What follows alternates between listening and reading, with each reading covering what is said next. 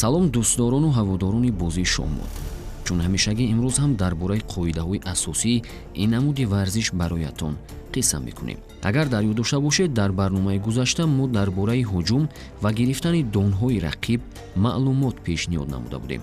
дар барномаи имрӯза мо тасмим гирифтем дар бораи чӣ гуна шоҳ ва мот намудани рақиб ҳарф занем. дар барномаи гузашта мо қайд карда будем ки чӣ гуна бояд ба шоҳ ҳуҷум намоем. ҳуҷум намудан бо талаффузи калимаи шоҳ ифода меёбад. масалан, дар ин ҷо фарзини сафед ба шоҳи сиёҳ ҳуҷум мекунад, яъне дар ин ҷо шоҳ шуд. дар акси ҳол шоҳ метавонад се амалро иҷро кунад. амали якум, шоҳ метавонад гурезад, яъне бозингари сиёҳ бояд дар ин маврид шоҳро гурезонад. як қоидаи муҳим аст дар бозии шоҳмот. дар ҳолати ҳуҷум ба дигар донаҳо ин дона метавонад дар ҷои худ қарор гирад. аммо шоҳ ин имкониятро надорад. агар ба шоҳ ҳуҷум кунанду шоҳ гуфта шавад, рақиб бояд коре кунад ки ҳуҷум барҳам хӯрад. аз ин хотир амали аввал бояд шоҳро гурезонд. дар акси ҳол бозингари бо донаҳои сиёҳ бозӣ мекарда бояд шоҳро ба майдони сафед гурезонад, ё ба майдони А2 ё ба майдони Б1.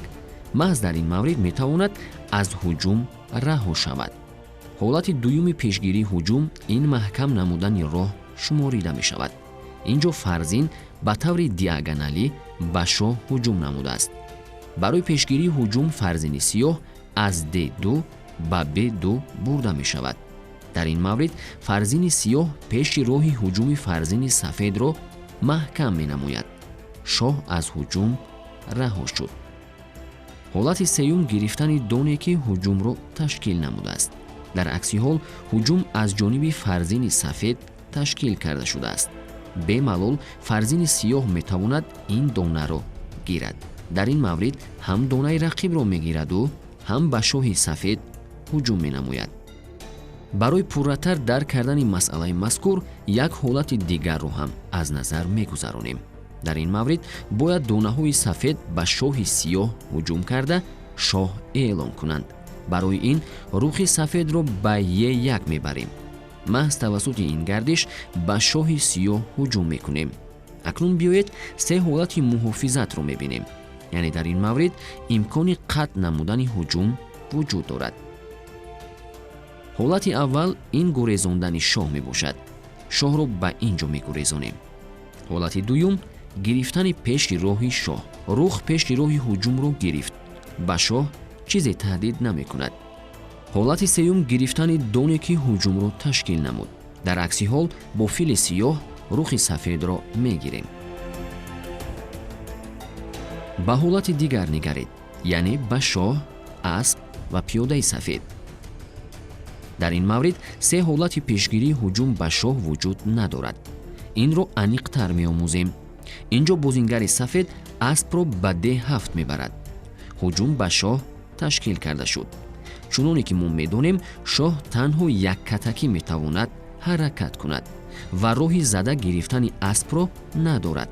аз он сабабе ки асп аз рӯи гардиши худ ҳуҷум мекунад. дар ин маврид танҳо ду роҳи пешгирӣ ба миён меояд. ё бо воситаи рух аспро мегиранд, ё шоҳро ба ин майдонҳо мегурезонанд.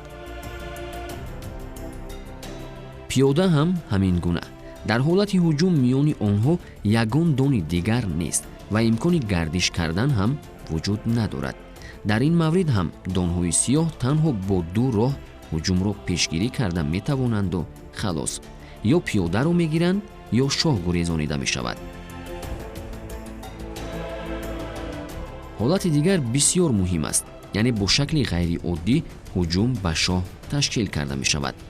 агар каме пеш ҳуҷумҳои оддӣ пешниҳод шуда бошанд, пас ин ҷо ҳуҷуми дутарафа нишон дода мешавад.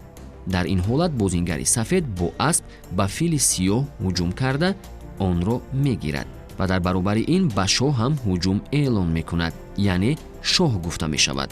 ҳуҷуми оддӣ нею дутарафа, яъне ҳам ба воситаи асп ва ҳам ба воситаи рух ҳуҷум ташкил карда мешавад. ҳуҷуми дутарафа бисёр хатарнок аст. барои барҳам додани он танҳо як роҳ вуҷуд дорад: гурезондани шоҳ. мисли ҳолатҳои дигар на се роҳ. чаро? барои он ки бо як гардиш фурӯ бурдани ду дон имкон надорад. илова бар ин, гирифтани пеши роҳи ҳардуи онҳо ҳам аз имкон дур аст. аз ин хотир хатарнок ҳисобида мешавад. шоҳ бояд худаш гурезад. дар ҳолати гардиши донҳои сафед мот гузошта мешавад. мот гуфта чиро меноманд? пеш аз оне ки дар ин бора ҳарф занем, бори дигар хотиррасон мешавем. шоҳ ҳангоми ҳуҷуми рақиб наметавонад нисбат ба он беаҳамият бошад. бояд ҳуҷумро пешгирӣ кунад.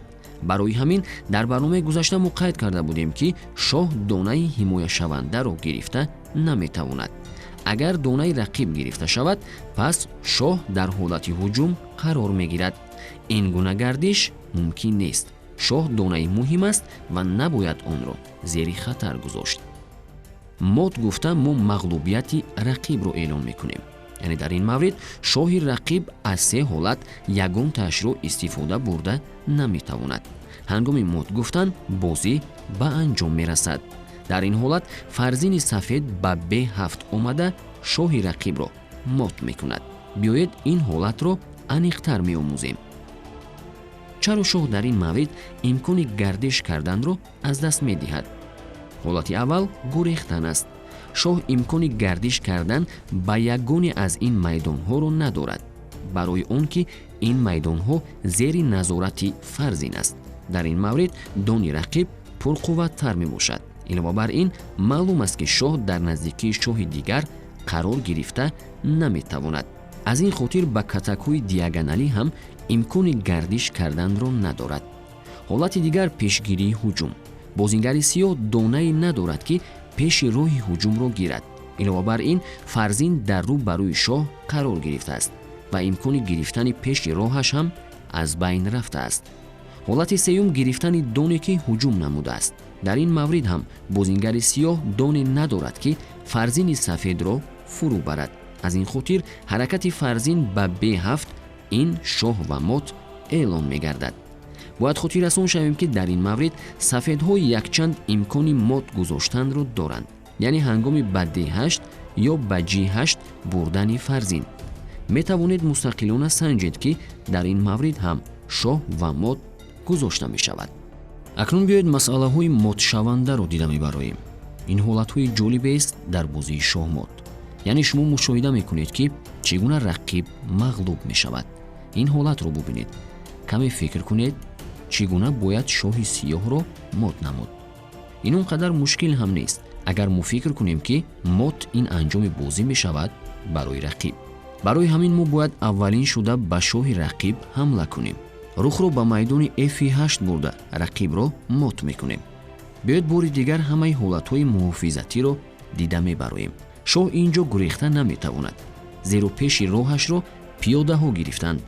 ба g8 ҳам ҳаракат карда наметавонад, зеро ин майдон зери назорати рух қарор гирифтааст. пешгирӣ. ягон донаи сиёҳ пеши роҳи рухи сафедро гирифта наметавонад. маълум аст ки пиёдаи сиёҳ танҳо ба пеш ҳаракат мекунад ва имкони ба ақиб гаштанро надорад. фурӯбарии донаи ҳуҷумкунанда. инҷо ягон донаи сиёҳ рухи сафедро фурӯ бурда наметавонад. пиёда ҳам имкони ба ақиб гардиш карданро надорад ва наметавонад донаи рақибро фурӯ барад. барои ҳамин шоҳи рақиб мот мешавад. боз ҳолати дигареро мушоҳида мекунем ки бояд бо як гардиш мот иҷро карда шавад. инҷо гардиши донаҳои сафед аст. ҳалли масъала инҷо мушкил нест. ҳангоми ба майдони g5 гузоштани рух, шоҳ ва мот иҷро мешавад. барои чӣ мот? барои он ки инҷо шоҳи сиёҳ наметавонад ба ягон самт ҳаракат кунад. ин ду майдон зери идораи асп қарор доранд. рухро фурӯ бурда ҳам наметавонад, зеро ин муҳраи муҳофизатӣ аст ва шоҳҳо дар наздикии якдигар қарор гирифта наметавонанд. ягон роҳ вуҷуд надорад. аз ин хотир мот аст. бисёриҳо инҷо хато ҳам мекунанд, яъне ҳангоми бурдани рух ба h1 ё ба g7 ё ба g3 бурдани асп. ин гардишҳои хуб аст. дар ин маврид шоҳ эълон мешавад, вале на мот. бозӣ давомдор мешавад, шоҳи сиёҳ наҷот меёбад. агар имконият бошад ба зудӣ мот кардан лозим. хатогии бузургтар боз дар он ҳолате дида мешавад ки агар бозингар рухро ба жиду барад. дар ин маврид пат ҳисобида мешавад. дар бораи пат айни замон мо ҳарф мезанем. пат ин ҳолате ҳисобида мешавад ки шоҳ гузошта нашудааст, вале шоҳи рақиб имкони гардиш кардан надорад, барои он ки асп ин ду майдонро назорат мекунад. ба ин майдонҳо барои он ҳаракат карда наметавонад ки зери идораи рух қарор дорад. бо ҳамин тамом донаҳои сиёҳ гардиш карда наметавонанд. илова бар ин мушкили дар он аст ки шоҳ гузошта нашудааст. агар шоҳ гузошта нашуда бошад, пас ғолибият ҳам нест. инҷо пат аст. пат бошад мусовӣ ҳисобида мешавад. аз ин хотир агар мотро мебинед, пас дигар ҳоҷат ба фикр кардан нест. агар мотро намебинед, пас шоҳ гузоред. агар шоҳ гузошта шавад, пат ҳисобида намешавад. агар шоҳ гузошта нашуда бошад, пас дар тахта пат ҳисобида мешавад. инҷо як ҳолати дигареро мушоҳида мекунем. дар ин маврид гардиши сафедҳост. аз ин хотир пиёда аз G5 ба G6 гардиш мекунад. донаҳои сиёҳ пат ҳисобида мешаванд. бори дигар хотиррасон мешавем ки пат ин ҳолатест ки рақиб имкони гардиш карданро надораду шоҳ ҳам гузошта нашудааст. бубинед, ба шоҳи сиёҳ шоҳ гузошта нашудааст ва вай ба ин ду майдон гузашта наметавонад, зеро ин майдонҳо зери идораи шоҳи сафед қарор доранд. шоҳҳо дар наздикии якдигар қарор намегиранд. майдони H7 бошад зери идораи пиёдаи сафед аст. дар ҳолати гардиш кардан шоҳ ҳисобида мешавад. аз ин хотир мо шоҳиди ҳолате шудем ки шоҳи сиёҳ ба ягон тараф гардиш карда наметавонад. оё ин пат аст? не, пат дар ҳолате ҳисобида мешавад ки донаи рақиб имкони гардиш карданро надорад. на танҳо шоҳ, балки тамоми донаҳои рақиб. инҷо як донаи дигар, яъне пиёда вуҷуд дорад. аз ин хотир пиёда бояд гардиш кунад. баъди ин бозингари сафед бояд эҳтиёткорона бозӣ кунад. агар дони сиёҳро пиёдаи сафед гирад, инҷо пат мешавад. шоҳ имкони гардиш карданро надорад. пиёда бошад нобуд шуд. ҳамин аст пат. дар акси ҳол пиёдаи сиёҳро ногирифта шоҳро мот намудан зарур аст. пиёда ба пеш ҳаракат мекунад. шоҳ гузошта шуд. баъди ин пат аз байн меравад. шоҳ мегурезад. пиёда боз ба пеш ҳаракат намуда ба фарзин мубаддал мегардад. боз шоҳ гузошта мешавад. шоҳи сиёҳ танҳо ба як ката гурехта метавонад. баъди ин фарзинро ба G6 гузошта шоҳи рақибро мот мекунем. шоҳ ба ягон ҷо гурехта наметавонад. фарзинро ҳам гирифта наметавонад. ягон муҳраи дигар ҳам пешашро гирифта наметавонад. дар ин маврид бисёр эҳтиёт шавед, мабодо ба ҷои мот пат нашавад. бинандагони гиромӣ, ин буд маълумот дар бораи якчанд хусусиятҳои бозии шоҳмот, шоҳ, мот ва пат. дар барномаҳои минбаъда дар бораи дигар қоидаҳои ин намуди варзиш бароятон маълумот пешниҳод месозем.